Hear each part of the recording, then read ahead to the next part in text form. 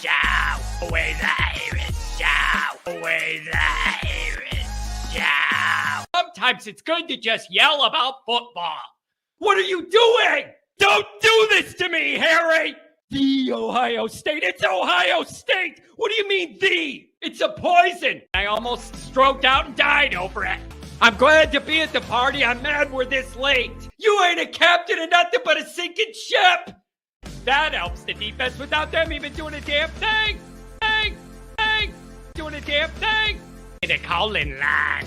312-988-15. You tell Johnny all you've heard and seen. Oh, Irish. Oh, Irish.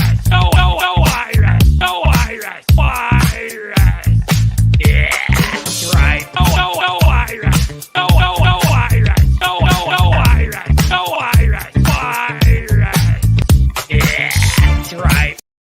That's right. Welcome in. Welcome back, folks, to things are getting very interesting in college football already.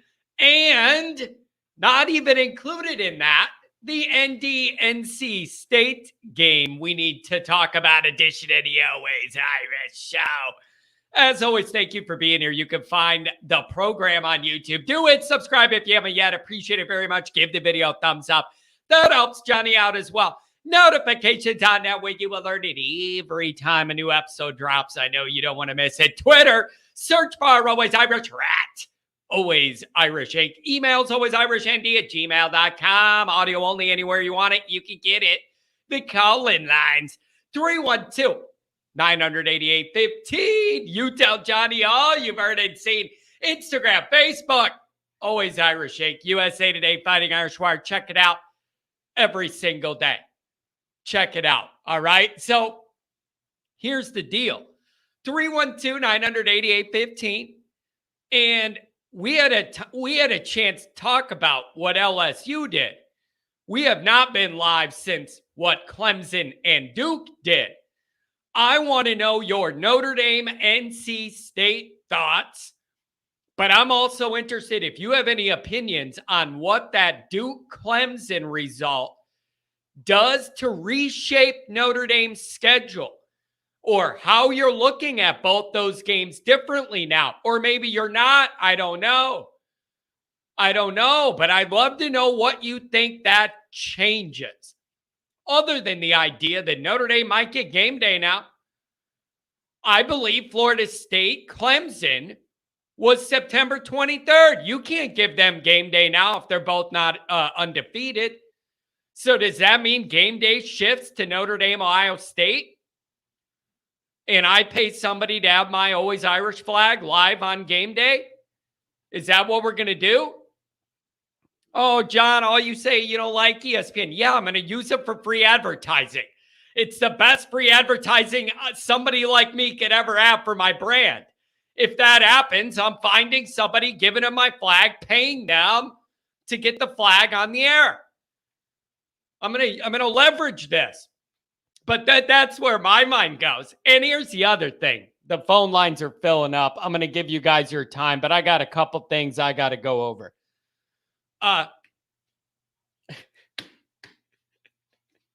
Here's the other thing. Duke does not really play anybody I think is capable of beating. I don't think they're going to lose till Notre Dame plays them. So you got a dynamic here now for Notre Dame where you are going to have all of that Ohio State stuff, whatever it's going to be. What Notre Dame does against NC State pretty much is going to dictate that vibe. You're already going to have all that buildup of Notre Dame, Ohio State, and then right after it, you're going to walk into their place when they are flying high, undefeated, waiting for you. Man, that's tough. That 2-game stretch is going to be tough. It is going to be more of a mental battle for Notre Dame at Duke than it is physical in a lot of ways. That is going to be great, like to see how Notre Dame handles that moment. It changes things. Even if you don't think you're that impressed by Duke and they made a lot of mistakes and they're limited in certain areas and all that, I get it. But confidence is real. Momentum is real. You knocked off Clemson. They'll probably be undefeated. And you got Notre Dame coming to your place. Everything about that's real. Everything about that's real. So I don't know what to think. And the other part is Notre Dame fans thinking, oh, Clemson's garbage. Look at what they just did. Let's write them off. You play them in 2.5 months. And there's no physical way they could play worse than they played the other day. That's all I'm going to say is you're going to their place. It's in 2.5 months. They will be a better team. So I think it could be a thing where the Duke game is higher in profile and even more of a worry than it already was. And it already was one. And that doesn't mean you can't worry about Clemson. Like you don't get to trade one. I'm not looking at it as trading one for the other. I think you got to worry about both. And again, don't tell me John Duke's really not that good, blah, blah, blah. Even if I agree with you, the momentum they'll have being undefeated, getting us back at home is real. Where we are going to be running low on emotions, whether they're good or bad after Ohio State. It's a big dynamic. And that 4-game window, Ohio State, Duke, Louisville, USC, dictates the year. You got no bye. I don't know how you didn't end up the bye in there somewhere. Usually that first one comes in that stretch somewhere. Could have been helpful. Ohio State, Duke, Louisville, that's going to be a blackout night game, and then USC. There's your season. Assuming Notre Dame does what they should do this week, which we're going to talk about. Couple super chats. Let's see what we have. Good morning, everybody. I want to get through what I need to get through real quick and give you guys the calls. Voice is still struggling. The more you talk, the better. Dr. John 1056, holler. Good morning, Johnny boy. And all you Irish crazies, starting to become an electric season. And we got the 1056. I wonder if that's the Notre Dame score prediction for this week, or what am I missing on that? V1 rotate, $20 holla. I think the big three is OSU, USC, and Duke. We're going to humiliate those poverty Clemson clowns again.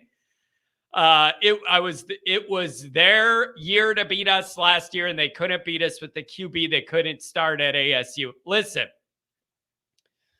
I understand the desire to write Clemson off. I'm just telling you, I know they're underperforming big time.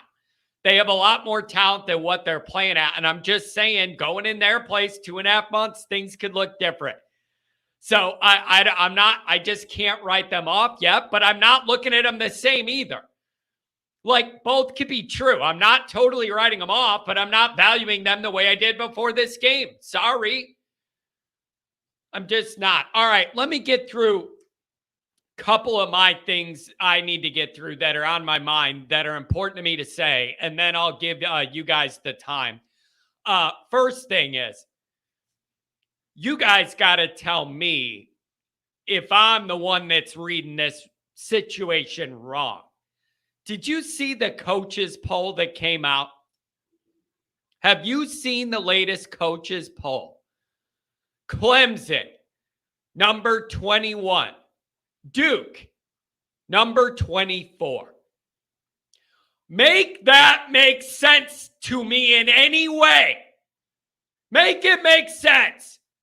What is the point of playing games if the results in head-to-head matchups don't matter in the rankings? Why are we bothering to do this? It wasn't even close. It was a 3-score game. You're telling me the coaches are smarter than the actual head-to-head game results? You play head-to-head to determine these things, so there's no human thought needed. This is just wrong to Mike Elko, man. This is disrespectful to Mike Elko. Clemson may very well end up being better than Duke overall, but they aren't right now. And I thought that poll was to go off the evidence we have. That's just not right. So that's wrong to do to Mike Elko. That ain't right. It defeats the whole purpose of playing games if you're going to disregard the head-to-head results. I had to get that out. I'm pining for Mike Elko. That's disrespectful. That is disrespectful. And it just rubs me the wrong way that these coaches are like, well, I know more than the game results. The game results tell you the story. You don't have to think. How you watch, it just makes no sense. But these emperors of college football, they think that they know better than the results. It isn't, if you're going to do it like this, don't play any games and just go off what people think and just recruit and then just dictate off that. I don't get it. I don't get it. And even if you wanted to be like, oh, look at the game, you know, Clemson was in it much more than the score or whatever. They lost by 3 scores. This wasn't like a last-second field goal situation.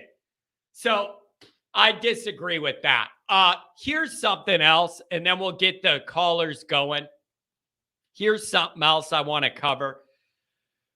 After seeing this initial weekend, extended weekend, which ended up just getting more and more fun. This was such a fun weekend for people like me. Notre Dame had a big win in their back pocket. Then you got to watch Clown Show Kelly and then parlay that into Clemson unraveling. Like, wow, there was just a lot there. And it's a lot more fun to enjoy when you got that win in your pocket. You could just clown everybody else. Here's what I'm going to say. After seeing veteran, successful coaches that are well thought of, that have been around the block, like Kelly and Dabo, after seeing these guys that are rated in the top 10 best coaches in every poll, after seeing even guys like that, well, one of them, it kind of surprises me, and one of them, it doesn't. Seeing that those guys had no grasp of where their teams were at entering week 1 made me appreciate what we've done even more. Yes, against lower level competition, but you still, no matter who you're playing, you could tell whether the operation you're running is clean or not. You could tell whether you're on the same page to start out the year or not. You can tell whether you're gauging where your guys are starting from, right or wrong, like if you're in sync with them or not. It doesn't really matter who you're playing the first couple weeks for you to be able to gauge where you're at on that. And if the coaching staff has a pulse of where the team is at. Notre Dame's been in sync, right on point. They've been right on point. Clean operation. You're getting execution to blow these teams out.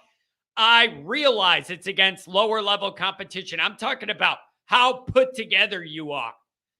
And Notre Dame's been very well put together, more than some of these coaches that get way more credit than Freeman does for anything. Justifiably so. I'm not saying Freeman deserves elite level credibility. I'm just saying it is notable that some of these guys had no clue what team they were going to get, thought they were getting one, had no idea. It means something to me that Notre Dame was this well put together to start the year. All right? And Duke Clemson leads me to Notre Dame NC State. And what I'm realizing is the following.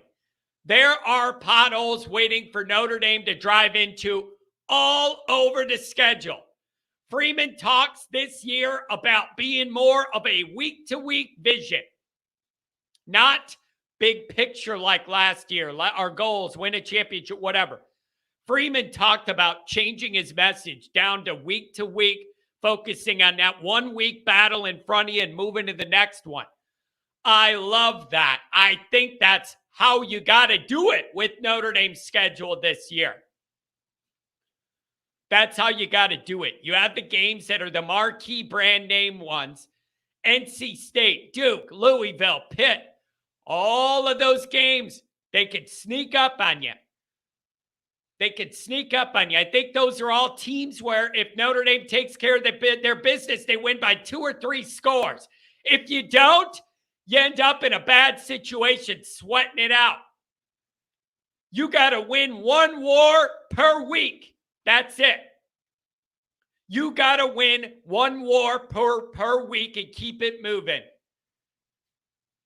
That's all you can do. But with Notre Dame's schedule, you just take 1 week at a time. Tim B says the ND offense will roll over Duke. In a vacuum of circumstance, I normally would agree with you. If you are discounting the emotional, vacancy we're all going to have and the team's going to have after Ohio State, that's a mistake. That battle between Notre Dame and Duke is more about Notre Dame mentally and emotionally than it is physically. I know what that's like. I'm telling you guys, after Bush push, I believe it was Tennessee at home the next week after Bush push, and I was at both. You pulled into town for Tennessee the week after Bush push. There was nothing.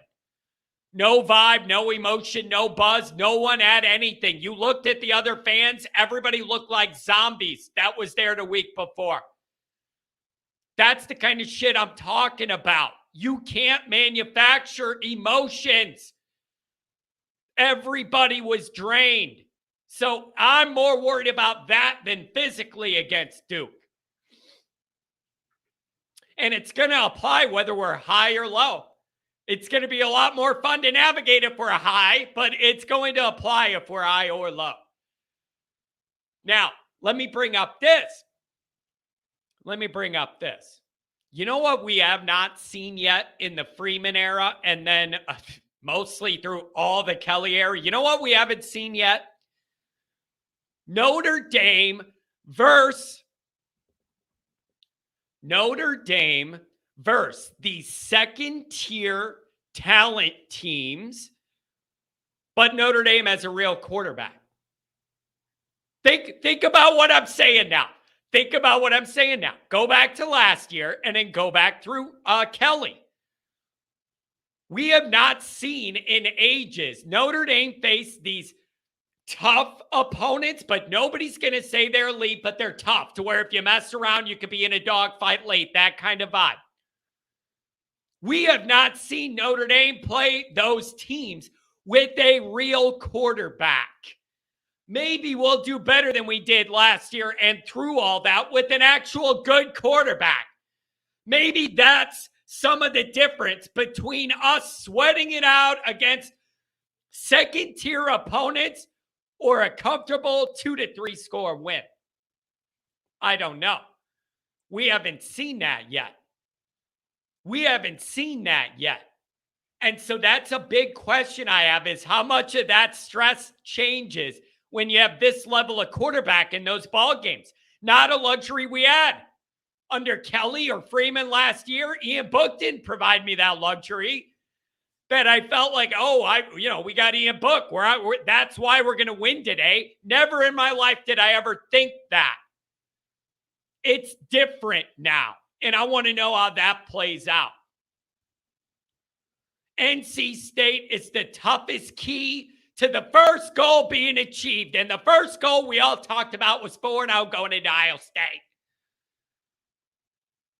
Let's not BS ourselves. The Always Irish tailgate game, if you don't blow them out, I'm rioting. I'm coming down from my spot in the stands and we're going to riot if you don't blow them out. This is the key to it. You get this game and it looks like your ramp is perfectly built at 4-0 to do something special, change narratives against Ohio State, damn it.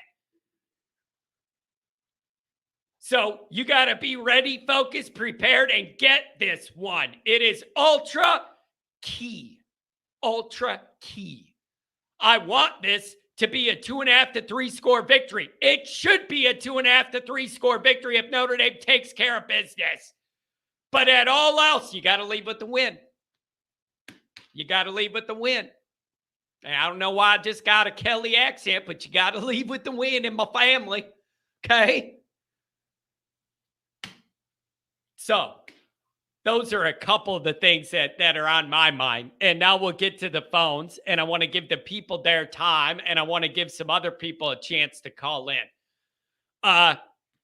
If you want to get into NC State, I would love to. I expect them to be better than they were against UConn, just because it was game one and all that, and be better against the run and all. But overall, I was not that impressed.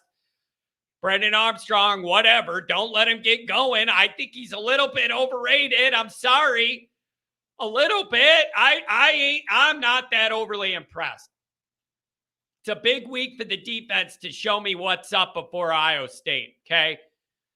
That kid was 17 at 26, 155 yards, 0 touchdowns versus UConn. They did have almost 200 yards rushing. Almost half of it was the quarterback. Hit the hell out of this kid. He ran it for just under 100 yards. You can't let him do that against us. John, why doesn't BK have an accent anymore? He forgot which character of personality's playing today. That guy is a low-level accidental sociopath. He has no idea who he is or wants to be. It's bizarre. For a guy that's accomplished as much as he had and has the fame and credibility he has in this industry, for him to be so insecure and not know who he really is, I'm sad for the guy. He has no idea what his real personality is. Son of a gun. So I'm not scared of this team offensively unless you let this quarterback start wheeling and dealing on you. I don't see a bunch of game-breaking athletes. The best guys they have are on defense, and Hartman's going to overcome that, and we're going to pound the ball down their throat. They allowed over 6 yards a carry against UConn. I'm trying to exploit that. They're kind of athletic on the back end defensively. It would surprise me to see Notre Dame try and run this ball right at them. Over 6 yards against UConn. I'm running estimate through there, seeing what we could do. For Notre Dame, clean up that tackling a little bit. What is that line? It was Notre Dame 7.5. I'm taking Notre Dame. They should win this game by 2 to 3 scores if they play decent. If they play really good, maybe even more. I'm not that impressed with NC State. I'm sorry. They just don't have the frontline talent. They don't. And I think these are games where a guy like Hartman makes all the difference. All the difference. I'm open to see that. And I know there's worries about Hartman's record against this team. 3 interceptions last year, 3 interceptions the year before, 1 in a win, 1 in a loss. I'm throwing that out because you didn't have Notre Dame's running game. You didn't have Notre Dame's offensive line. Adam says, John, don't be so confident. You know what'd be the most Notre Dame thing ever? Callers, I'm going right to you. I'm sorry. I had a lot to get out today. I really am sorry. John, don't get too confident. You know what'd be the most Notre Dame-y thing in the damn world that could happen to Johnny Boy here? Me to be running my mouth about Brian Kelly, LSU, and Dabo failing, and then we sleepwalk against NC State. So I'm putting myself on an island with the way I'm knocking on wood, the way I've been operating this week on social media. Oh, that Brian Kelly thing. He's up there lying already in press conferences. He's up there saying winning is hard. Week 1, if you got Kelly already defaulting to winning is hard, ooh, baby, that's rough. The winning is hard after week 1, and then he lied about saying we're going to beat the heck out of Florida State. Somebody asked him about it. Kelly gets up there. I would never say something like that. And he said social media is the devil and people run with stuff that didn't happen and you got to combat the misinformation. That's what Kelly was saying. It's on tape. It's on tape. This guy's a wreck already, and it's just going to get worse. You know what I'm hearing now from their media? Why are these top in-state Louisiana kids selecting to play elsewhere? Ooh, baby, it's going to get juicy once you start hearing those messages out of Louisiana. They're saying, Kelly, you can't be losing the number 1 cornerback in the state, homebred in the state of Louisiana, out of state. Ooh, Johnny's getting excited. I love it now that they're starting to ask that stuff. I love it so much. I love it. And then Dabo, I got to nail Dabo on something in his press conference too. Dabo's up there saying, I've never experienced a game like this kind of. Notre Dame last year was a game kind of like that one, bro. What are you Who you crapping? Last year at Notre Dame was kind of that game for Clemson. Oh, an ugly game, and you got blown out. Notre Dame did it with the quarterback that couldn't throw the ball 5 yards and could barely see over the line of scrimmage. They got issues. They're going to be better when we play them in November, but make no doubt they got issues, man. But NC State, absolute must win. No excuses. Notre Dame plays good. They win by 14-17 or more. If you sleepwalk in the heat, let them make plays early. Let the crowd get engaged early. Then it's stress all day. John's hair falls out, whatever. All right. I'm going to get to the calls. I need a 20-second John blows his nose break. Then we're going to the calls.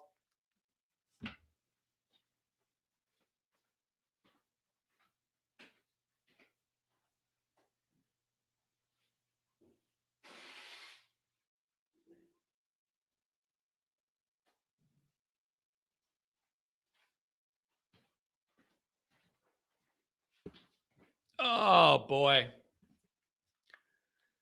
Telling you guys, you know what's really messing me up right now? I'm going to be honest. This is really throwing me off. Follow me here. Notre Dame's right on the path we wrote out for them. They're actually further along the path than we had written out for them.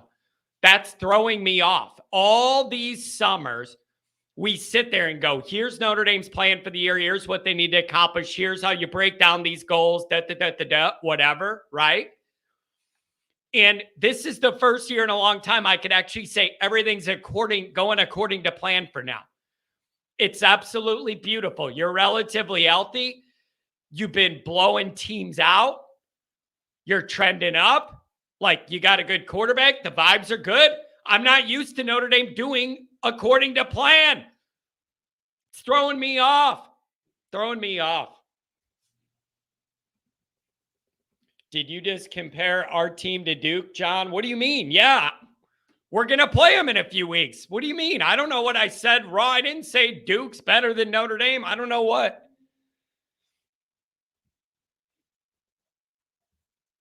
What is this?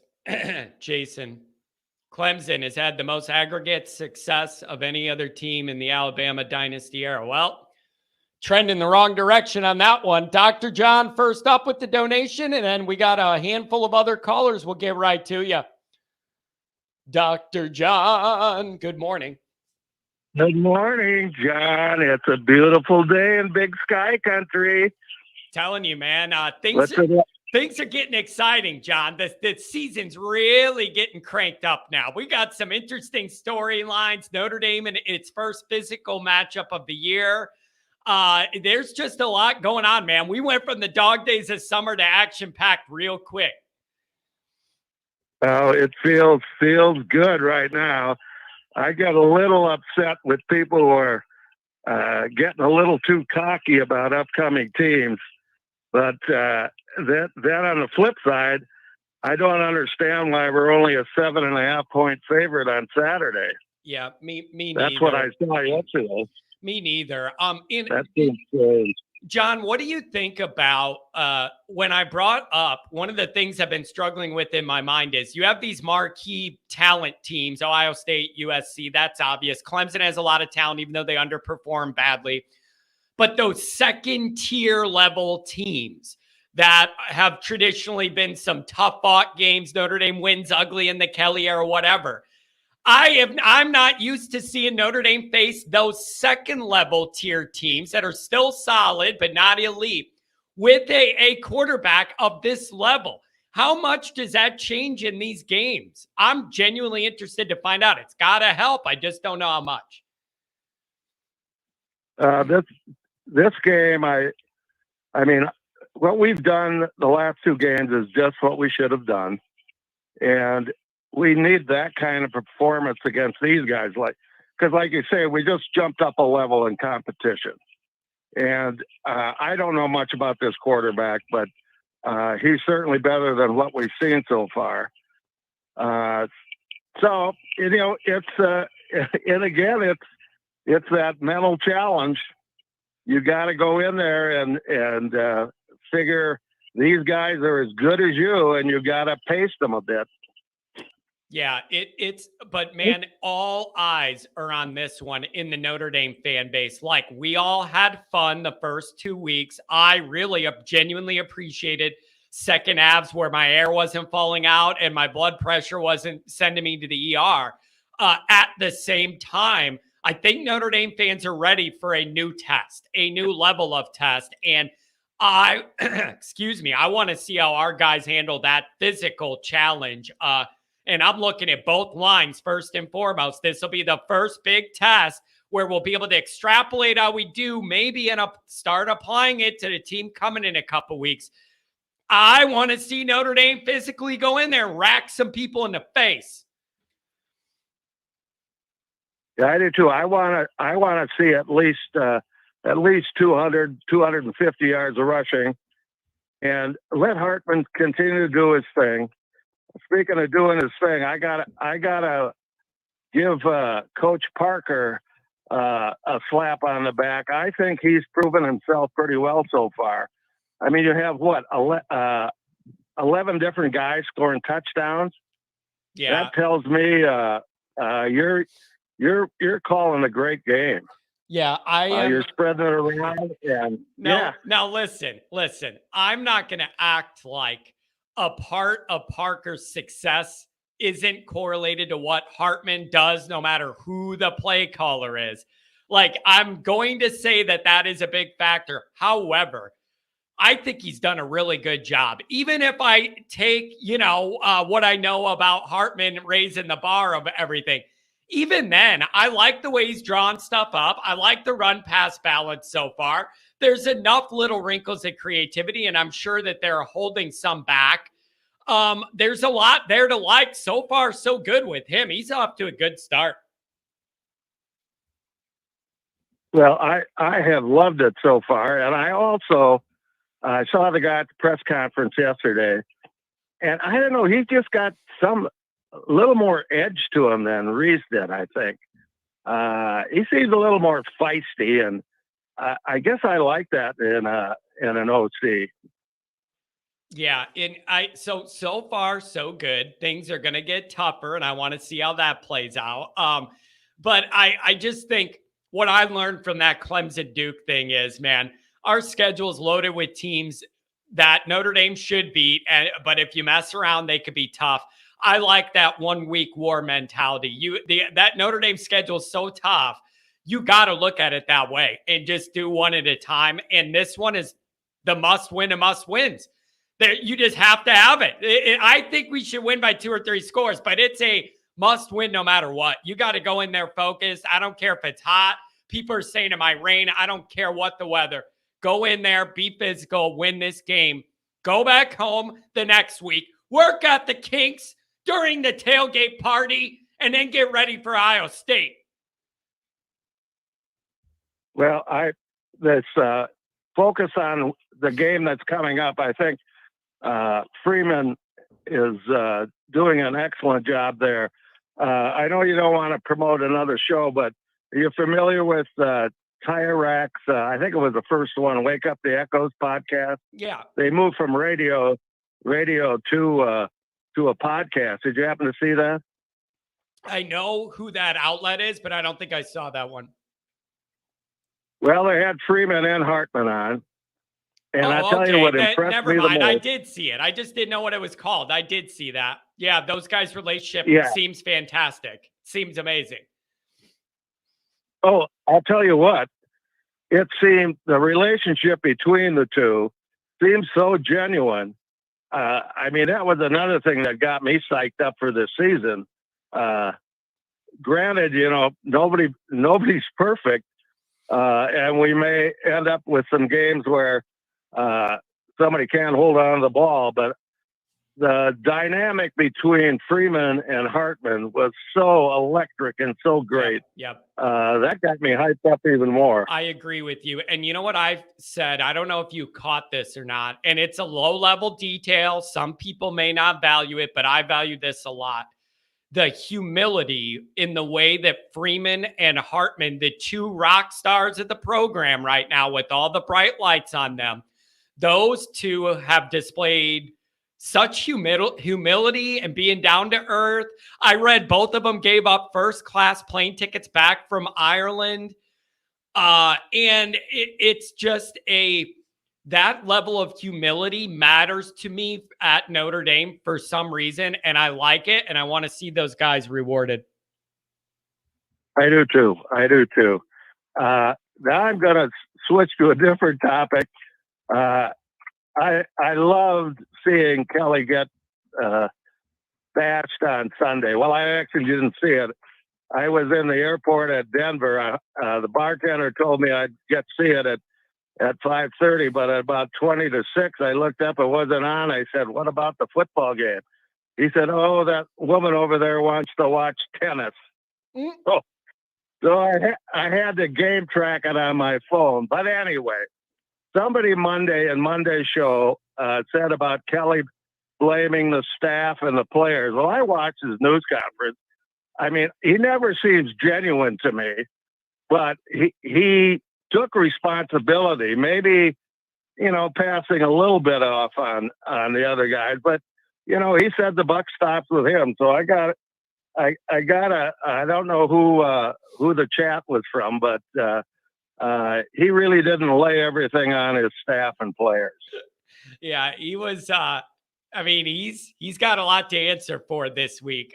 It was just, it's a little messy right now for them. And so but he kind of threw everybody. You got all the excuses on that one. Like, didn't prepare them. The buck falls with me. Everybody's got to do better. Winning is hard. We have young guys playing, all of that. He hit them all. If you had a bingo card, you could hit them all. But yeah, that was supremely enjoyable for me to see. And it just was, man. Hey, yeah. Winning is hard for everybody. Yeah. Oh yeah. Winning's hard for everybody, especially when you have that guy trying to motivate you. Dr. John, anything else? What do you got? Hey, before I let you go, can you, I'm looking at the parking map lot. Yeah. There's a lot of north lots. Which one are you talking about? The one right by Steppen? Yeah, I got to figure that out. I noticed that too. There is more than I thought. I'll figure that out. I'll put out a map and I'll circle and highlight the one we're going to be at, and I'll let people know for sure. Okay, that sounds great. Yep. And all right, bud. Yeah. By the way, I played golf yesterday. Yeah. And afterwards in the clubhouse, this wedding party of about 20, 30 guys comes in. They're all from Louisiana. Oh, boy. Welcome in. Hope you're having fun. Welcome in. No, I talked to one guy. He wasn't very happy, but good. That's good. I had a smile on my face. Yeah, that's beautiful. Dr. John, be well, my friend. Play some golf, and I'll see you in a couple weeks. Sounds good, sir. Have a good show. Have a good one. See ya. Oh, man. $2 Aller chicks dig the stutter. No overlooking teams. The ACC's a mystery so far. Yeah, fair enough. $2 Aller from KD. I appreciate that very much. I appreciate it very, very much. 937. What's going on this morning? Hello, John. It's your favorite Buckeye fan. How are you? What's going on, man? There's been a lot of movement in college football towards the end of week one. I know it's been crazy. I thought I'd give you a Buckeye update for your show and talk a little bit of anything else you wanted to talk about. Yeah, beautiful. What do you make? Tell me what you make of your guys' first performance. I saw a lot of people, not happy with the offensive line yet. The passing game's a work in progress. How much of that is just week one stuff you expect, and how much of it is issues that you expect to linger and be a concern? Okay, so I want to talk. Let's talk offense because that's what everybody in Ohio is talking about. It was so. I'm not a guy that likes to buy into the preseason hype and listen to all those shows, and I do listen to them, but I always take them with a major grain of salt. And I have to say, I was not expecting it to be what they were saying it was going to be, but I was very underwhelmed with what I saw. The quarterback battle that had been kind of brewing. Supposedly Ryan Day was going to play Kyle McCord as a starter and Devin Brown throughout the game. Devin Brown, it was supposedly a competition, but Devin Brown literally played 2 drives the entire game. And his first drive out there, it was 2 handoffs and a quarterback sneak, which got blown up because the offensive line didn't block. And then his next drive that he actually got in was the game was over and he was throwing to scrub wide receivers. So so much for a competition. Yeah. And that's what a lot of people kind of felt as we watched the game. Yeah. For Kyle McCord, the starter. Yeah. Yeah. What's interesting to me is your guys' schedule is a little weird because you have like a Big Ten game to open the year. Then you backtrack into like the easier non-conference workout the rust type games. That's a little weird to me with your schedule. So you had a little tougher of a test. I know Indiana isn't great, but it's at least a Big Ten program and some bodies of that size and structure. You have that. Now you guys have some easier games. My prediction is it'll look a little bit better in each of those, put up a lot of points and yards with the talent, and then you guys will be feeling pretty good entering our game. Like, that's how I predict it to go. You see it going any different? I think it's going to be, well, I think this week you just throw everything out the door. We're playing basically your version of Tennessee State. We're playing Youngstown State, so the same level, similar level. And you'll be able to build that kid some confidence, though. Build them receivers, build that quarterback some confidence. That's all you could do. Yeah. Well, I think that's obviously going to happen. Offensive line, though, was a major issue, especially on the left side. I think the surprising thing in the game was our left offensive guard, who's very highly sought after, or I don't know if that's the right word, but highly thought of in the NFL, actually graded really bad in PFF the next day. I think he was the lowest rated grade, Donovan Jackson. So I know he wants to supposedly, leave the team after this year and go to the NFL, but I would expect him to improve as the season goes on because he played very well last year. And our left tackle, the new guy, Simmons, he's a mixed bag. He does okay on some plays. Pass pro, he actually looked okay in my opinion, but on the run blocking, he looked a little bit lost. So we'll see how that develops throughout the season. The quarterback, I thought it was, I thought it was a lot to be desired. Honestly, he kind of reminded me of Buckner a little bit from you guys last year with just the kind of the gun shyness. Except the difference is that we actually have this year we have receivers to throw to versus last year for Notre Dame. So there was plenty of misses that he just decided to check down, and man, there was a lot of stuff that was open down the field, and he just didn't have the guts to throw it. So it's interesting. He's a young guy. We'll see. Yeah. Defensively, though, How much is there not to like when you give up 3 points, man? Right? Like, you're going to nitpick stuff, but like ultimately 3 points, 3 points. And I know Indiana's offensively challenged, but 3 points in the openers, 3 points in the opener. Good job. Well, yeah, and I would say this, we gave up 156 yards of offense, which it was of all the top 25 teams for their first opponent was the lowest. So yeah. I think that's a job well done considering, guys like Alabama were playing one AA school. So I think, I'd say that it was a surprise, not a surprise, but a good sign in the start. And it was kind of interesting because Indiana decided to run like a triple option out of a pistol. So a little bit of a unique style that they did. Yeah. But yeah, I kind of agree with you. This week, I just throw it out the window. I will say this: I think Notre Dame will be able to kind of get a glimpse of what they possibly can do versus Western Kentucky. And I know you'll say, "Oh, it's Western Kentucky," but they do throw the ball around, and if that's where our weakness has been in defense, and if they can do that against us, I mean, Sam Hartman will. He'll be licking his chops, I think. So that's where you'll get something out of that in 2 weeks, and I'll actually be attending that game. I got you finally got a ticket, huh? Not to Notre Dame, not to Ohio State Notre Dame game, to Ohio State Western Kentucky. So when you're at your tailgate, I'll be at mine, and we can compare notes the week of the game. There you go. But man, I can't afford the rich tickets you guys have up there. Geez, $1,000 a ticket, crazy. Hey, listen, if all the dumb Ohio State people wouldn't want to come over here, maybe the prices would be more normal. Stay in your own stupid state. All right? Like, leave it to us. If you guys weren't all trying to hone in on our stadium, then the tickets would be from Earth. So stay over there. Stay down that damn highway.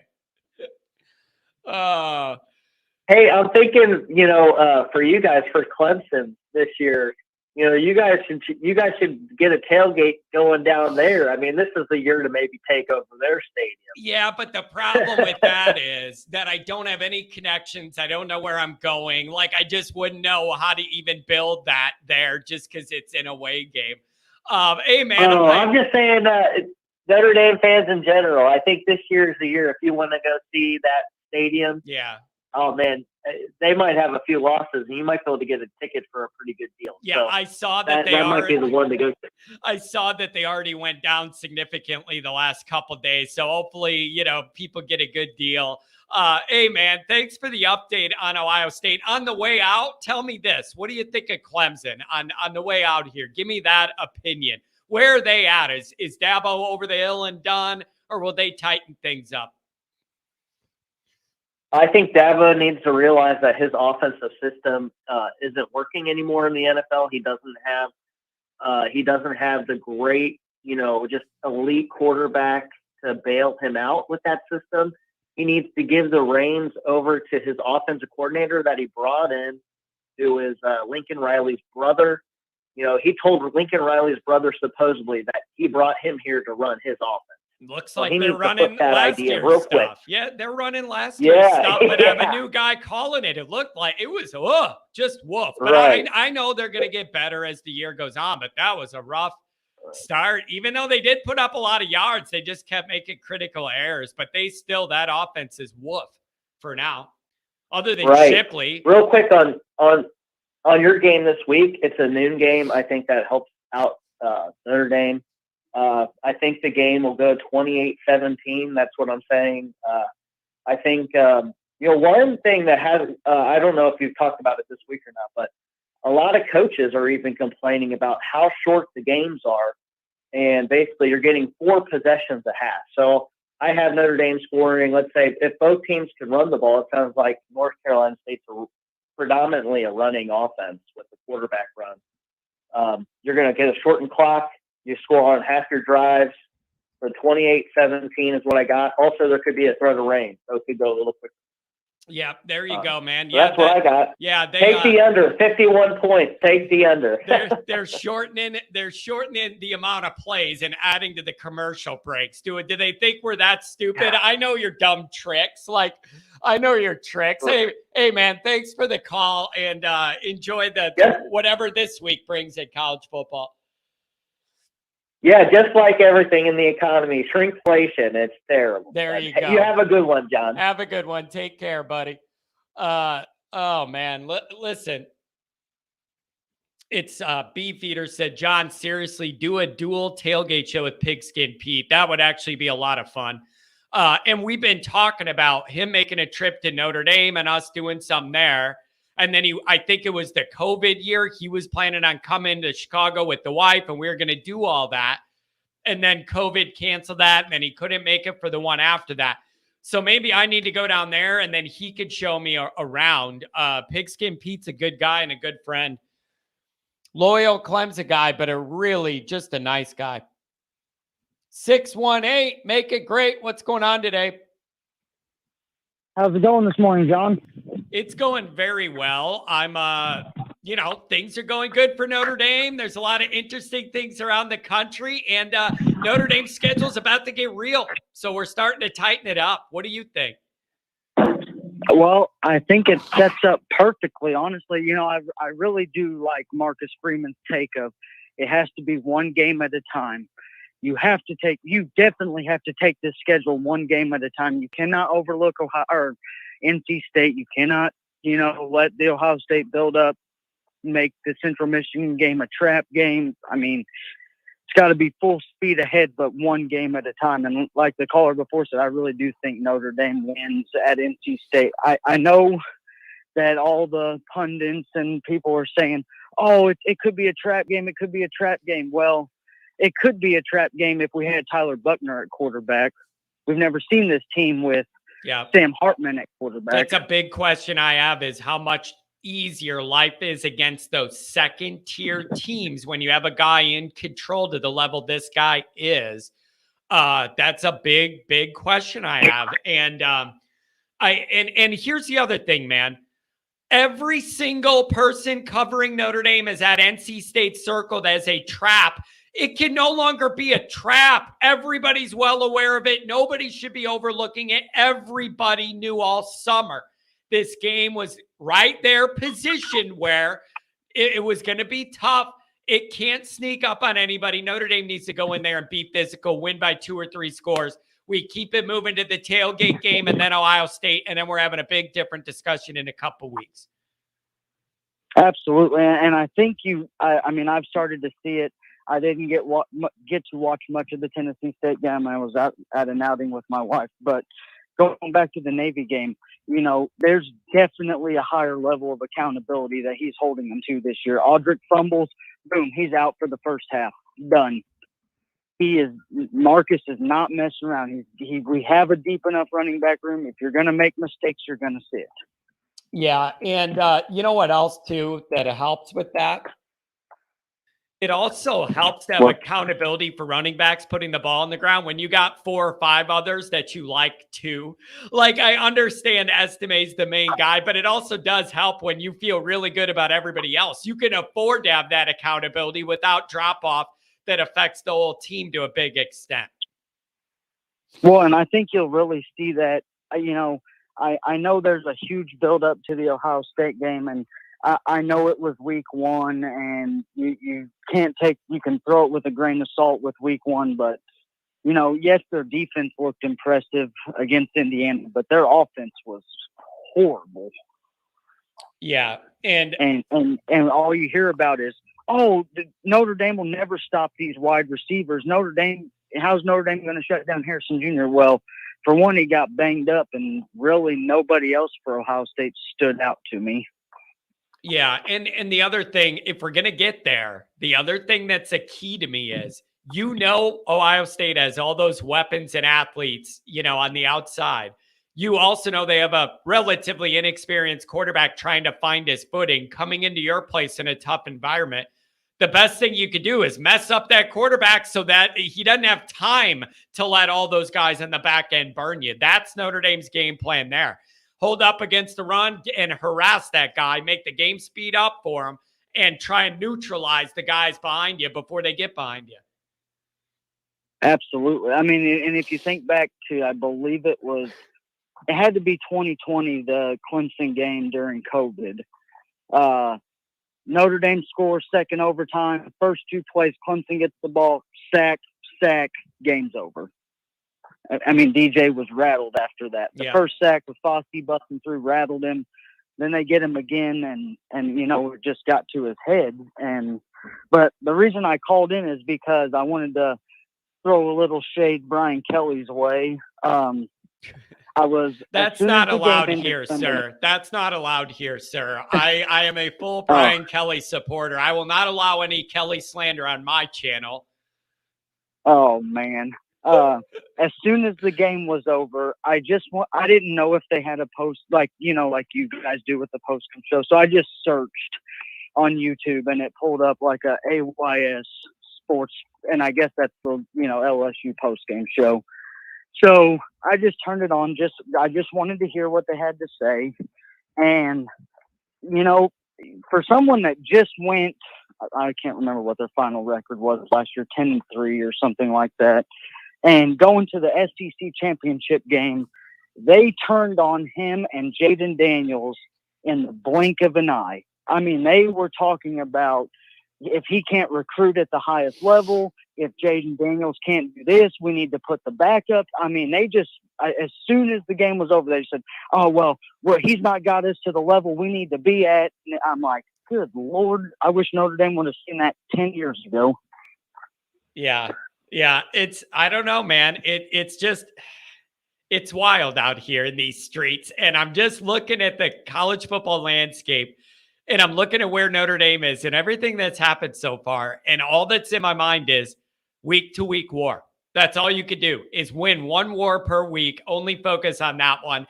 Everything going on around, it's just so interesting. You just got to win one at a time and let all the dominoes fall around you. Well, and I think it's even going to get heightened even more. I mean, look, congratulations to Dion and Colorado for their win, but now there's going to be maximum pressure on coaches, not just to win. Usually you used to get 2 to 3 years to build your program. Well, I think those days are long gone. I think it's, you better come in, you better have your transfers coming with you that you need, and you better win now. Yeah. And you know what else is funny too is it's like, well, Notre Dame's not known for going in the portal and getting 20 guys, getting 30 guys, flipping your old roster like Colorado did. Even Kelly got 24 guys out of the portal, whatever. Notre Dame's not known for that. But I could argue they maybe got the most important transfer portal guy you could get. The best quarterback available. Like Notre Dame, I've been starting to think Notre Dame deserves more credit for that, for being able to pull that off. And by the way, I do want people to understand there was NIL involved in that negotiation to get Hartman to come to Notre Dame. There was big money that Hartman got paid. That's a thing here that I was told was in the mix. Notre Dame ponied up, but they're not going to do it for pay for play 17-year-olds. You got to be a proven guy. But Hartman ain't broke. Let me tell you that. Notre Dame took care of him. Well, not just that. I mean, Hartman wanted to be here, and you can see. I mean, we all know as soon as Tommy left for Alabama, he was calling Sam saying, "Hey, it's not locked in yet. You can come with me to Alabama, and we can do it here." And he said, "No, that's okay. I'd rather go to Notre Dame." Yeah. So I don't know. It's just I got a lot running through my mind, man. This is all going to get so real for us so quick. These first 2 weeks were pretty relaxing, easygoing second halves. My hair doesn't fall out. Things are about to get real, man. And I'm excited. I'm ready for Notre Dame to play better competition. Aren't you? I want to see that now. I'm a half a month. It was good to get in there and win and not have much to yell about. I'm ready. Bring me those challenges. I'm ready for it. And I honestly, I know we like the easy second half, and I honestly think you may see one of those this week. I think that this week and next week you may still see Notre Dame look really dominant. They should, because I don't think Marcus is messing around with NC State. I think he knows, and everybody hears the talk that it could be a trap game. And he wants to make a statement. Well, you haven't played anybody. You only played Navy and Tennessee State. Okay, well, what if I go to NC State and beat them by 2 or 3 touchdowns? How do we look now? Yeah, yep. And the other thing is, I see people talking about Notre Dame's ranking and everything, and the polls came out or whatever. None of that matters to me at all at this point. 0%. None of it matters. With Notre Dame's schedule, they are going to end up exactly where they need to end up. I'm not worried about that at all. You have all the chances in the world. You beat Ohio State and you're undefeated going into it. You're going to be near the top 5, and that's all you got to do. No, I'm not worried about that at all. Notre Dame will end up exactly where they deserve to end up. And I'm just excited to see Hartman against better competition. I'm excited to see our defense against a more capable offensive front. Like, I am just excited for the next phase of this season to kick in. It should be exciting, man. Absolutely. And my last thought was just that, exactly that. The schedule lays itself out, and it honestly gets even better. I'm not like you. I am not discounting Clemson. Just because they lost to Duke and look like a mess does not mean in week 10 that they're going to look like the same Clemson team. Yeah, and the game's the game's going to be a night game at their place. That's going to be a challenge no matter what. Listen, they have issues. They've been leaking oil. They have not looked the same and felt the same for some time now. And they're going through it. They have some issues they're fighting through, but I'm not acting like they don't still have talent on that program. And it's a long time to get into November. They're going to look a lot better. Maybe you hope they have 2 or 3 losses by then, and maybe they're checked out. But, like, we got to worry about that when we get further down that road. But I can't say now I'm worried about Duke and not Clemson at all. No, I think you still have to worry about them at this point. Oh, I think you have to. Honestly, after last year, I think you have to worry about every single. Maybe not worry, but be locked in for every single game.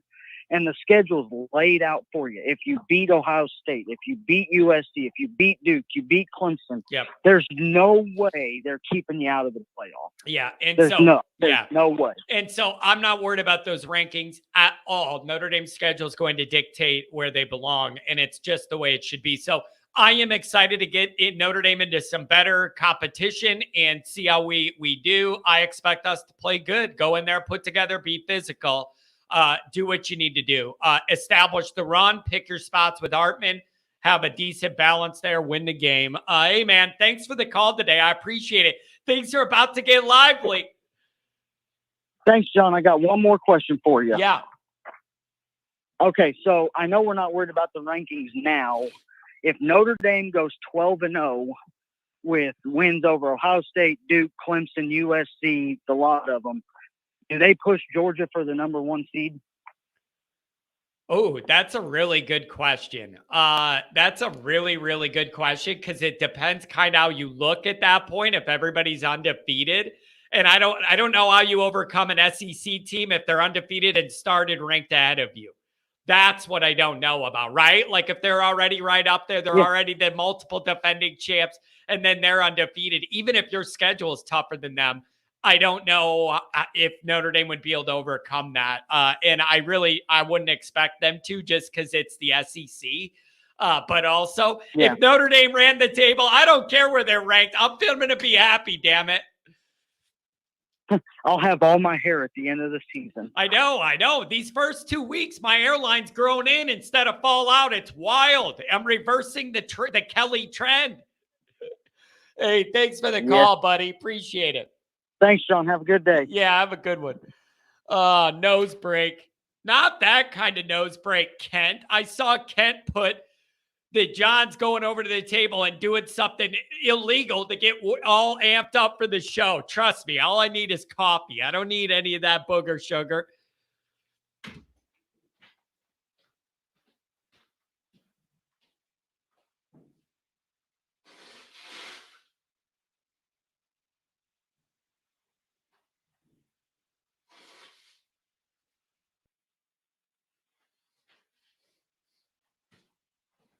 Woo!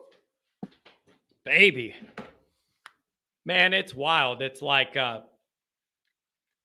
every fall when we get that weather change from summer into the fall cool, I get all messed up. Sinuses a wreck, everything. 412, we're talking to you. Welcome to the Always Irish Show. Hey, brother, how you doing, man? I love the fire you got for the Irish. Reminds me of my pap, and I love your channel, man. First time caller. I got a question here. Yeah. Not worried about NC State, and I think we're gonna roll through them, keep it on the ground.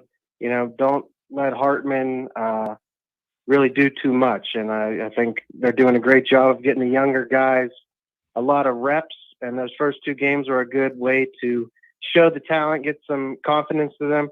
But what if Hartman does go down? What's the plan there? Because I feel like we're relying too much, or at least the community feels like we're relying too much on Hartman. You know what the plan down is the stretch. then? And, you know what the plan is then? First off, thanks What's for that? giving me a call for the first time. I always love when there's first-time callers just to add more people into this mix and get them in here. So I'm really thankful that you watched the program and called, man. Absolutely, brother. Here's the plan if that happens. Depression is the counseling is the plan. Like there is no, I am trying to not even think about that because everybody's so happy about the level of play you're getting out of Hartman. The reality is you would have to go to Angeli way before Angeli's ready, and it severely limits everything you could do. And then you got to rely on the running game like we were doing in the Kelly era way more. Too much. Yeah. Like, man, this Hartman thing is, if somebody wrote go to mass. Yeah, that's a good one. Yeah, brother. Exactly. Go to mass and pray about it. Go to your counselor. But it really is eye-opening to see how different everything around the program feels when you have confidence in your quarterback. It changes everything, not just the way people view the offense. The entire vibe of all of this has been raised by Hartman's presence and demeanor and calmness and the way he just operates, and he has it all under control. Nothing's a panic. It's exactly what Notre Dame's quarterback play should be like all the damn time. All the time. Yeah, I haven't seen this since, Jimmy Clausen maybe. And then Brady Even Quinn. then, that team was disastrous. Yeah, and then Brady Quinn before that. And then Jimmy Clausen, and then a whole lot of nothing. Yeah, exactly. Ian Book was great, but the teams were never complete. And Ian Book I feel like this is the most level. complete team I've seen my entire 30 years of life. Man, and I have a good feeling about this year. I know something bad might happen. I know. Well, that's the Notre Dame scar tissue, brother. That's the Notre Dame scar tissue. Right when listen, man, in my Notre Dame, I'm 38. So I was 4 when we won the last championship, and then we've had nothing since. Not even a major bowl win that I can remember. I was too young for that one even. Here's what happens. Right when Notre Dame does something to make you genuinely start to have that flame of belief and open your heart, the boot always comes down on our heads, man. It just always comes down on our heads. Every time you start to feel good or have confidence, you would get smacked in the face. Maybe this will be different. Maybe this will be different, man. I don't know. But it feels, that's what I say every year. It feels different. It feels different, though. Yeah, definitely something new in the air. And Hartman's veteran presence really definitely eases that. But yeah, God forbid something happens. I think, Angeli he looked all right, but we got lucky on some, that touchdown pass. Yeah. And but man, we're playing the little sisters of the poor. Listen, man. There is that I'm just knocking on wood that you keep Hartman healthy, because you have this 1-year window with the guy that can do everything you need to do out of the position. And then the next year, you're going to have some unknowns again and some learning again, or a transfer guy that probably won't be Hartman's level. Like, you better enjoy this year while you have this quarterback play, and let it be a lesson of what it should look like in Notre Dame all the time. When the offense is out there, we should look at the TV. We should look at the TV and know our quarterback's going to do what he needs to do, and we trust him to do it. It should be once every 20 years we have that feeling with the quarterbacks. Come on, man. Notre Dame's been dropping the ball on that. Right there with you. 15 years straight. It's a joke. It's what it should be like every year that Notre Dame has that guy that you trust and can do what he needs to do. And hopefully, I think, Kenny, he might be the guy down the road. So we'll see. I wish we would have seen more of him. It's going to be really, really interesting. I don't want to get ahead of myself, but what they do at quarterback let's go with this year for now, and that's fine. We'll talk about that next year. I'm just telling you, in the back of my Irish mind, that's always worrying. I'm already thinking about the quarterback dynamic the next year and the different ways it could go. But I agree with you. Let's get back into this year. I don't know, man. If Notre Dame shows up to NC State awake, they win by 2 or 3 scores. That's my prediction. I'm just not overly impressed by them. I'm not overly impressed by them physically, and I just think Notre Dame's going to be focused and ready to go. And if I'm wrong, I'm wrong. Wouldn't be the first time on Notre Dame. Hell yeah, man. Well, hey, thanks for chatting with me. I'll talk to you sooner than later. Hey, go Irish. Hey, man, I appreciate the call. Save the number. Call again on a post-game show or something. Right on, man. Have a good one. Thanks for getting in the mix, brother. I appreciate that. A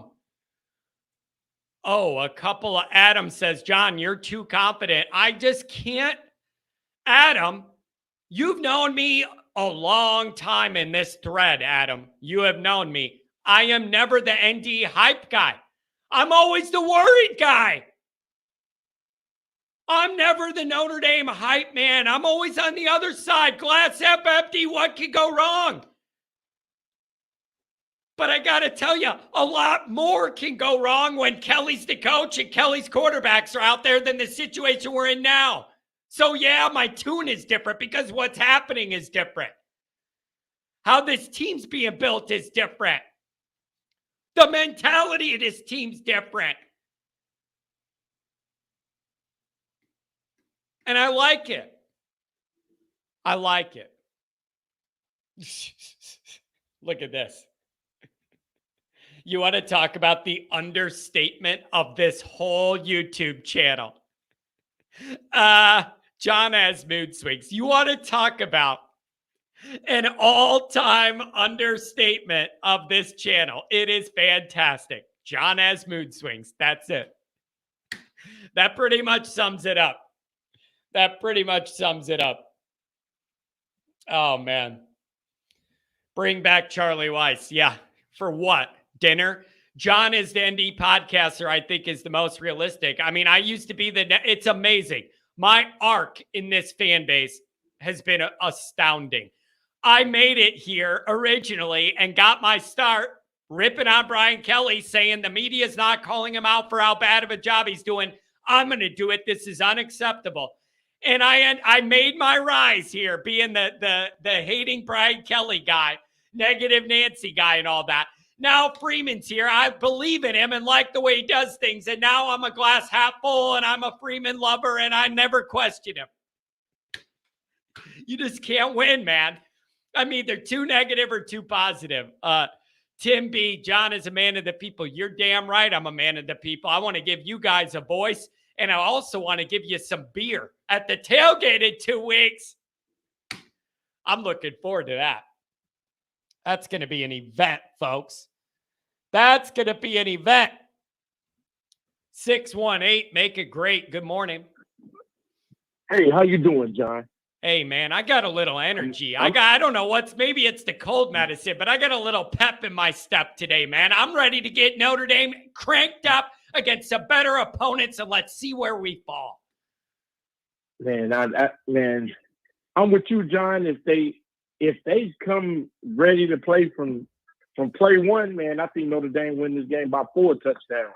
Telling you, but that's a big if. That's a big if. I agree with you, though. If Notre Dame takes care of their business the way I want them to, it's a 2.5, 3-score win or more. If they don't, then it matters where it gets off the track and where we're at. But this team doesn't worry me physically. Notre Dame just needs to take care of business. Yeah, man. And hey, man, but we got to take it one game at a time, man. I think we win this. Notre Dame wins somewhere around 38-14, man. Yeah, and I'm going to ask you the question I've been asking myself. When I'm breaking down the tier 2 games that Notre Dame has, your Louisville, your Duke, your NC State, your Pitt, that kind of thing. When you look at that, we have never seen really in the modern era Notre Dame face those teams with a good quarterback. That should make life way easier against these second-tier teams to have a guy like Hartman. And I'm excited to see what it looks like the first chance we get.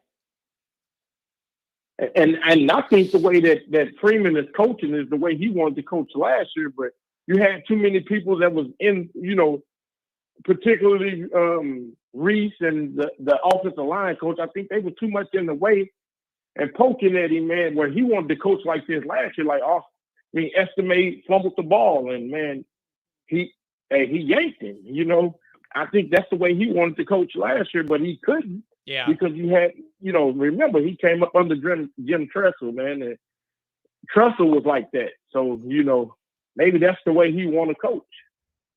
Yeah, and you're right though. I bet you there were a lot of things Freeman would have wanted to do different last year, but the personnel and circumstances wouldn't allow him to, and that had to be a very, very frustrating first year for him to navigate in that way.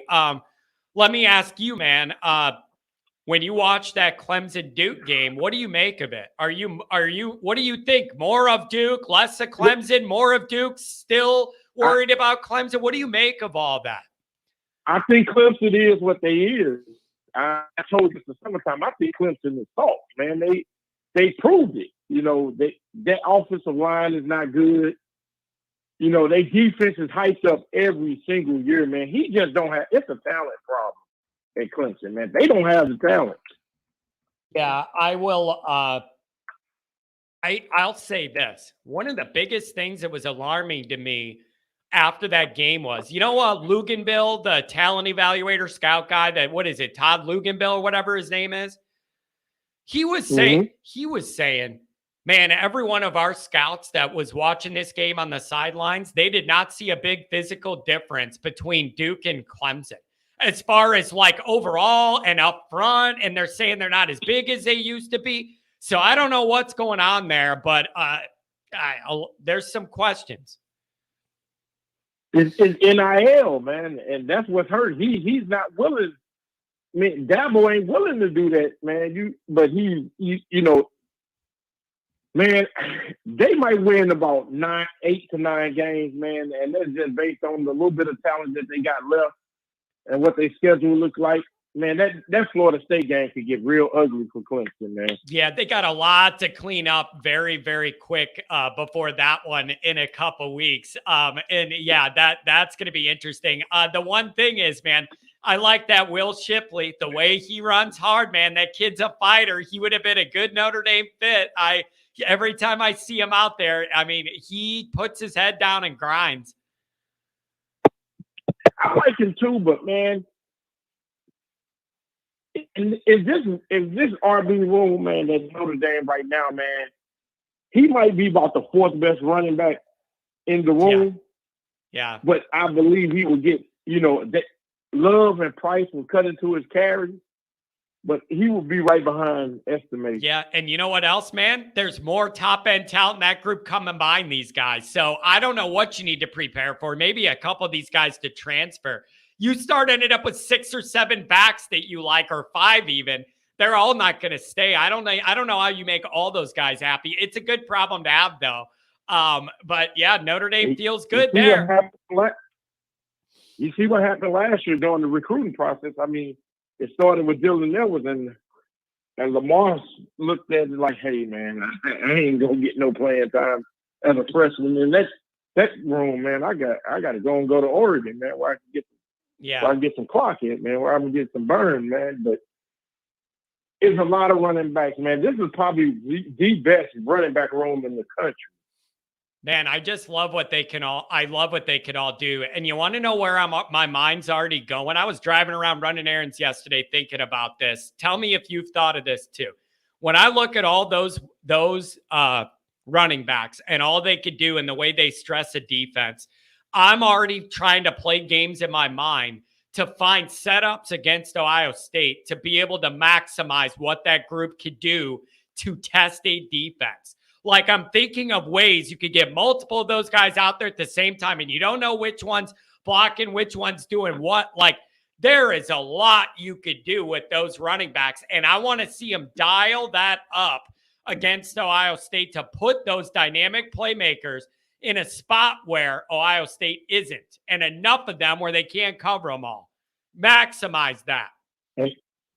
Yeah, man. I think you go with the best 3, which is Price, Estimate, and Love. Love is the most explosive, man.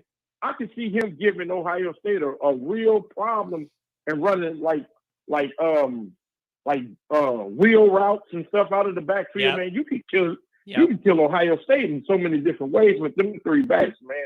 With the 2 power backs and Estimate and Price, and then you got the explosive, almost Reggie Bush type in Love, man. He's incredible, man. Yep. And hey, man, listen, I'm just not used to this right now. So far, so good for Notre Dame. The plan is going according to plan. The path is right there for us. I don't want to overlook Central, but the reality is if you win this game, you are probably going to have exactly the buildup you want from the Notre Dame end going into Ohio State. And that is the first big goal reach. So you got to get this one no matter how it looks. And then we do the tailgate, and then we get ready to crank it up for Ohio State. Yeah, and I think, man, I just don't, man, a lot of people, you know, my nephew is a big Ohio State fan, and I'm telling him, like, man, I mean, I know they didn't target him a lot, but, man, 2 catches for 18 yards, and then you coming into Notre Dame against 2 of the best, 2 top, at least 2 first-round picks at corner in Morrison and Hart. Man, I just think, man, if he only getting 2 catches for 18 yards against Indiana, man, he might have 1 catch for. He's gonna get at least 3 or 4 catches, but he's not gonna have many yards again. And if I'm Al Golden, I'm telling Benjamin Morris, you go everywhere he go. You're gonna be our Dion today. Yeah, it's going to be really interesting to see the way that all shakes out. And Notre Dame's secondary been talked about as a strength, and they're definitely going to be tested that night. The best thing you could do is do good in the running game and then get after that quarterback and confuse him and speed the game up. It's the best way Notre Dame could mitigate all that skill talent on the back end. So I don't know. Hey, what's your prediction for this week? What do you think? Notre Dame, we got it by 2.5, 3 scores, you're going to say. I think we win by 10, man. But if they, like I said, if they jump out day one, I think it's 38-14 Notre Dame. Yeah, so you have more of a conservative type game, and then one if Notre Dame really comes out clicking. I don't know, but we need to see it. So stay healthy and make sure you get that win. Win the war this week, and then we continue the build to Ohio State. Hey, man, thanks for the call on a Wednesday. All right, my man. Have a good one. Man, he's a regular caller. Every week I hear from him. It's a beautiful thing. 562, we're talking to you. What's up, Johnny? How's it going, man? It's going very well. I think I'm getting excited, man. The season's really about to start cranking up. There's a lot of good storylines. Notre Dame with the first real test this week. Where's your mind at with all this? Yeah, I think it's going to be a game to see where our coordinators are at, right? Like, I'm not really sold with Al Golden and even Jared Parker for that matter. They had a great start last year. Al Golden, he had some iffy moments as a coordinator. I really wanted Andy Ludwig as much as everyone else did. But now that Jared Parker's here, I mean, he's obviously coaching pretty well for, lower tier teams. But, and NC State, make no mistake, they don't have a ranking by their name, but they have some athletes, man. So I really want to see how our boys show up when there's some adversity. How is the play calling going to be? How are the guys going to show up? Like, I know Marcus Freeman gets them pumped up and ready for action, but our coordinators as well. I think it's going to be a game to see like where our coordinators really stand. Yeah. Now that's a really interesting point. Here's a couple reactions to that. Number one is, I don't think anybody could say to you that's totally unfair, because if you look at our first 2 opponents, they weren't genuine, true, tough tests of those coordinators to be able to navigate. So while I think we were impressive in what we did, even accounting for the lower level competition, I cannot totally disagree with you. You want to see it against some better teams. But what I think is a more interesting point is the one you brought up about adversity. Notre Dame really hasn't had any game on the line adversity yet at all. And if you don't get any of that in this game, the first time you're probably going to get it is going to be Ohio State. That's what I've been thinking about. That's very interesting to me. If you don't face some real adversity this week, the next time you might be Ohio State. How did the guys react under that pressure? I don't know. Yeah.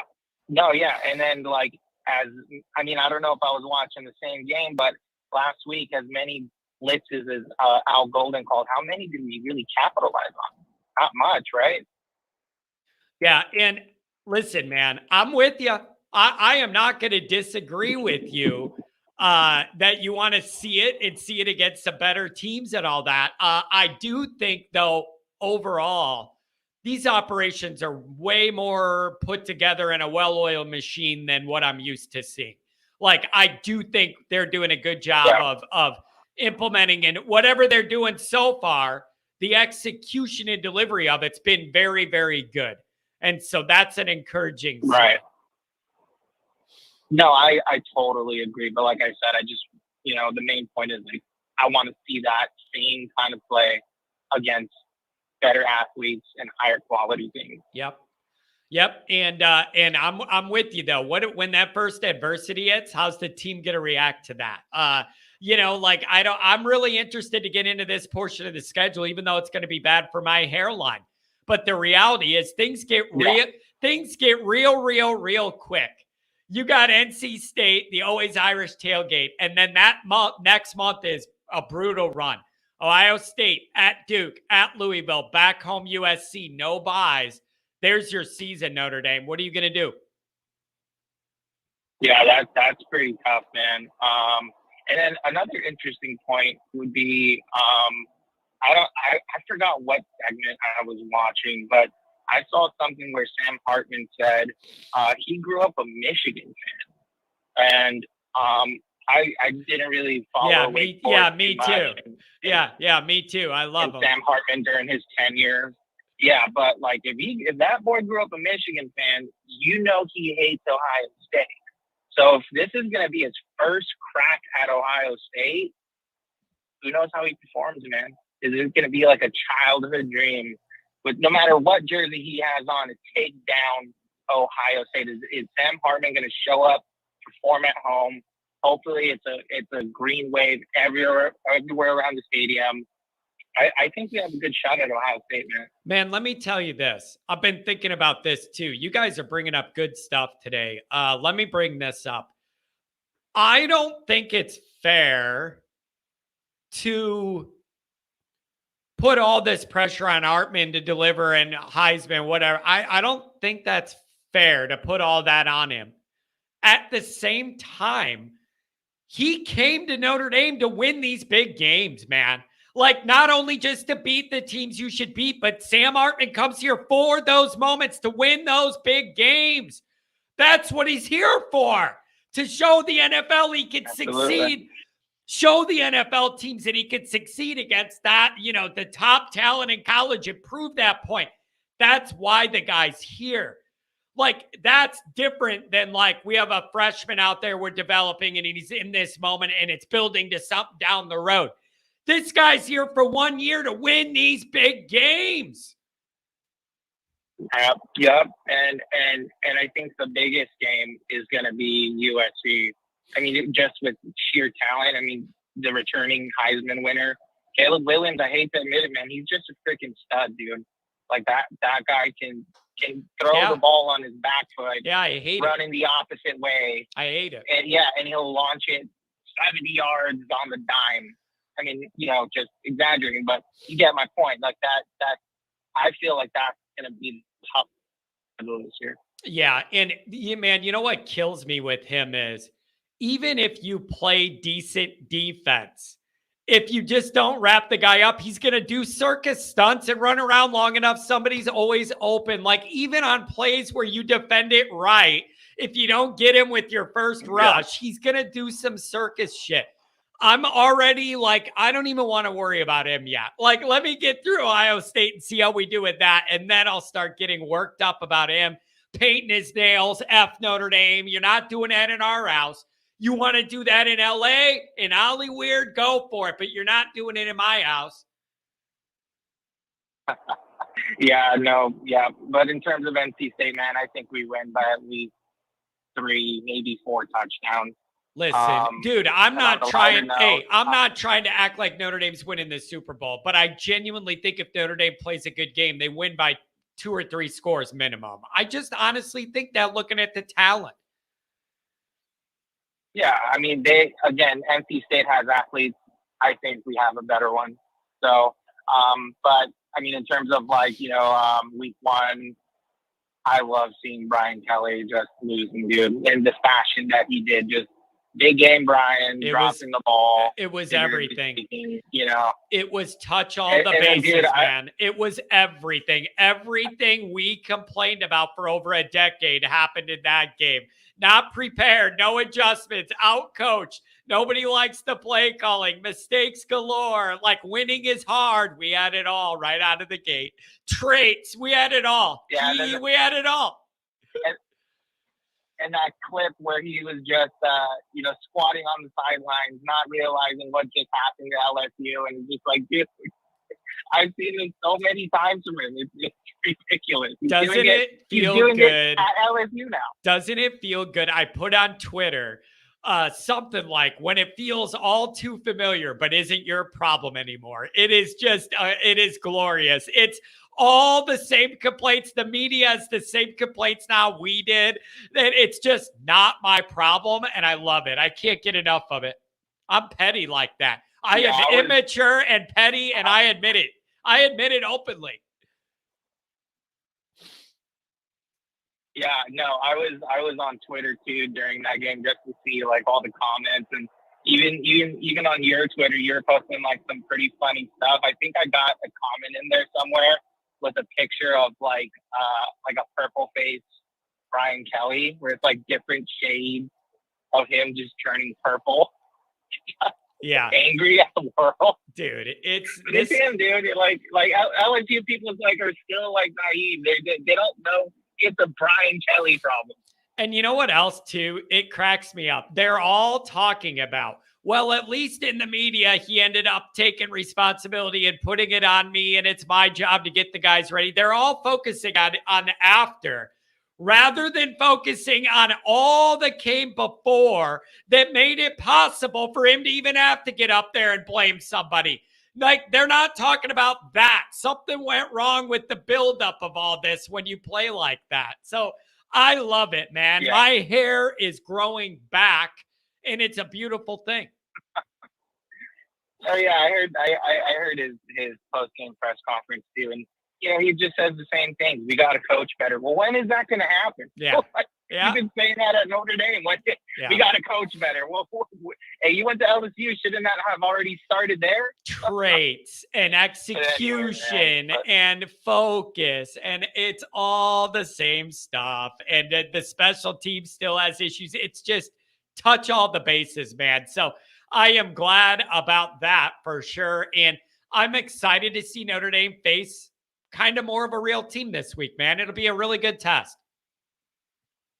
Yeah, I think so too. We do have a pretty tough stretch for the next 5-6 weeks or so, but I think at least this week, we're like Marcus Freeman said, let's take it 1 week at a time. I think the boys will come out with an Irish victory, and yeah, I'm looking forward to the next few weeks, man. It should be fun. Oh man, it's going to be fun. If you get this one and then you go back home, the vibes will be good for the tailgate game, and then the build up for Iowa State begins. Everything's right on track for Notre Dame right now. It's trending good. Hey man, thanks for the call on a Wednesday. Give me a call later in the week or on the post game. All right, brother. Go Irish. Go Irish. Have a good one. Adam says, 937, I'm coming to you. John, Mike Norvell, outcoach BK 3 years in a row. Listen, man.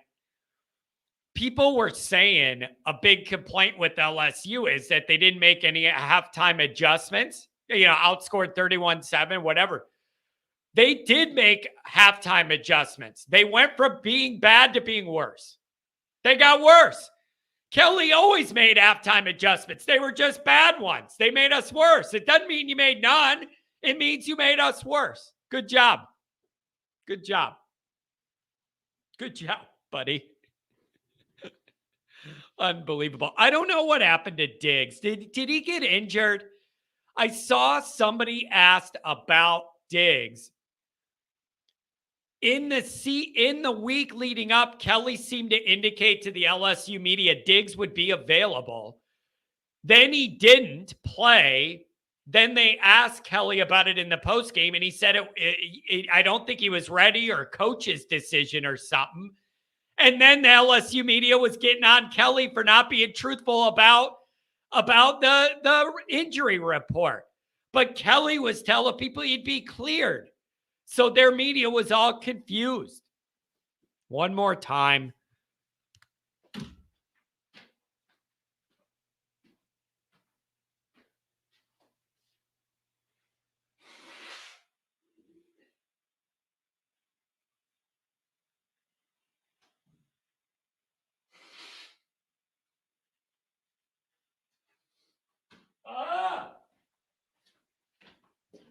Hey, man.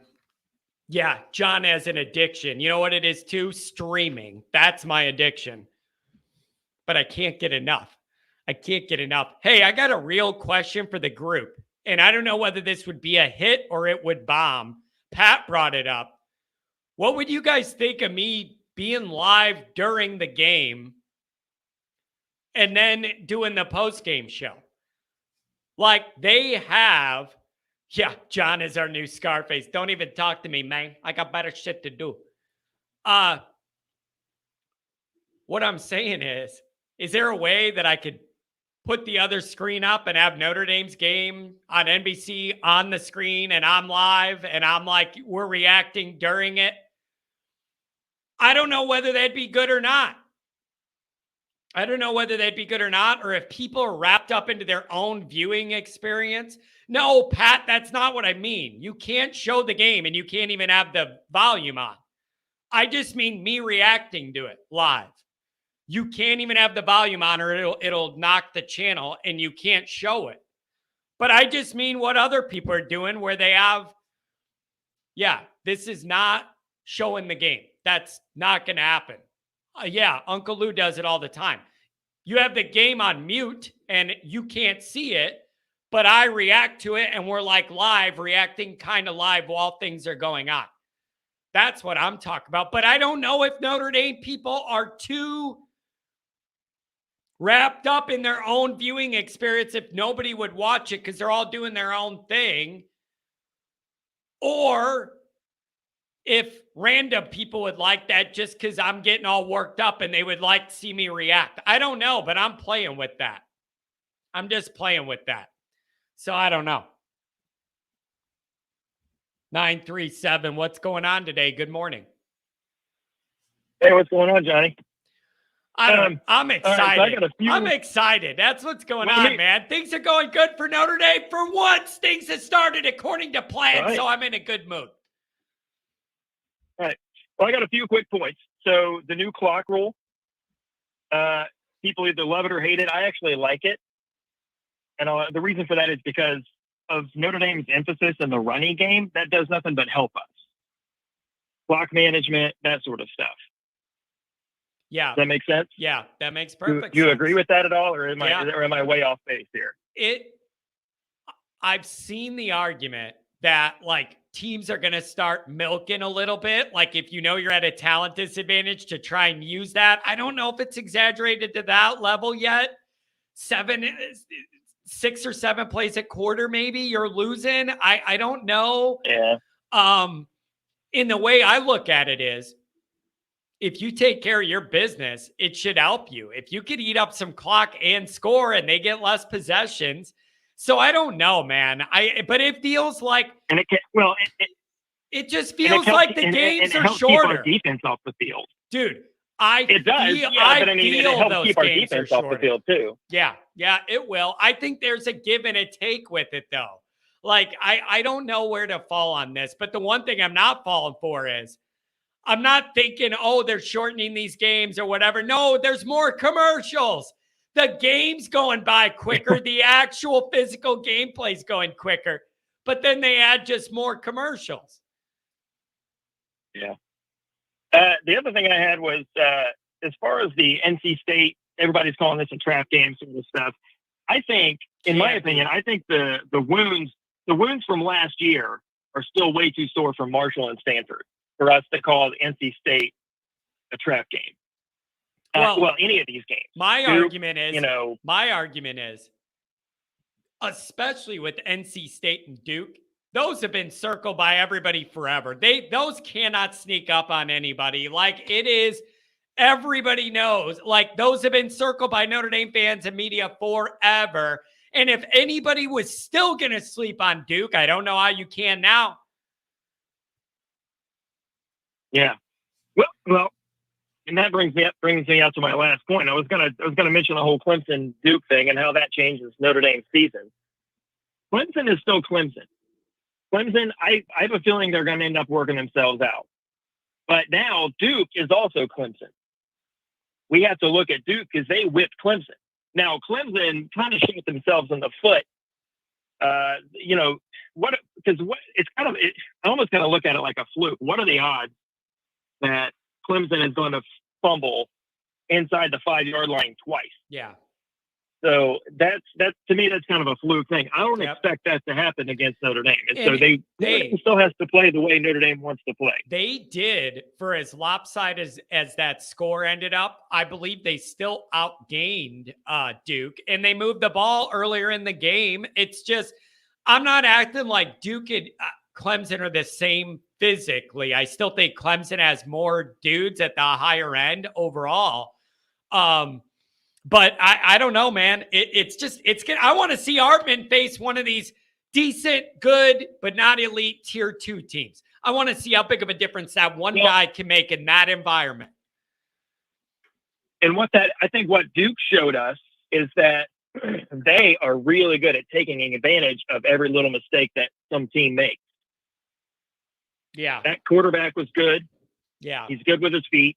But that defense, man, they were ready. Those fumbles, they were on it and they were ready. Yeah, so. And you know what it was, man? It had Mike Elko DNA all over it. Early on, I think I did a tweet where I just said, I love the way those Duke guys swarm all over. Like, wherever there's one of them, then there's 2 or 3 more. They're swarming.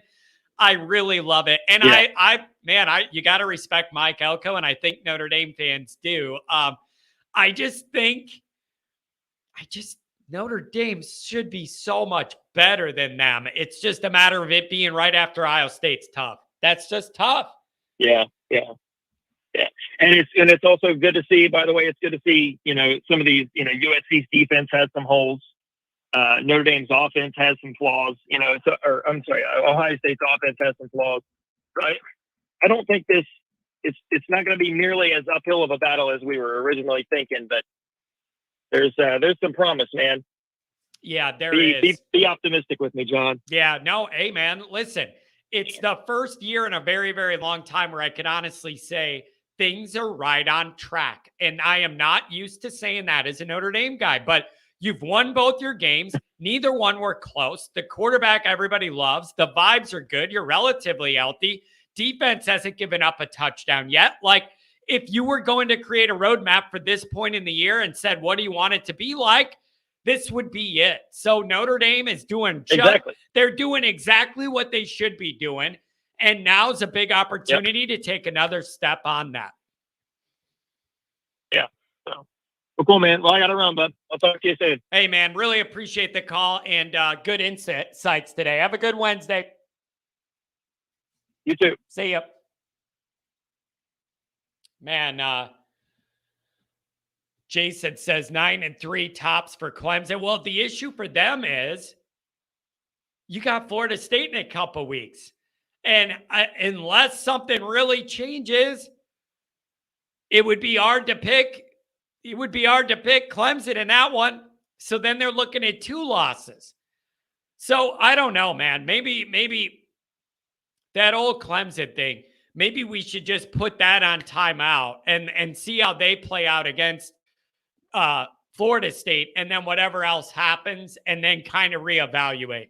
It just might be too early to figure all that out. But there's no doubt they ain't what they were. They ain't what they were. That's what I'm going to say. Yeah, I've been consuming a lot of LSU and Clemson media the last 2 days.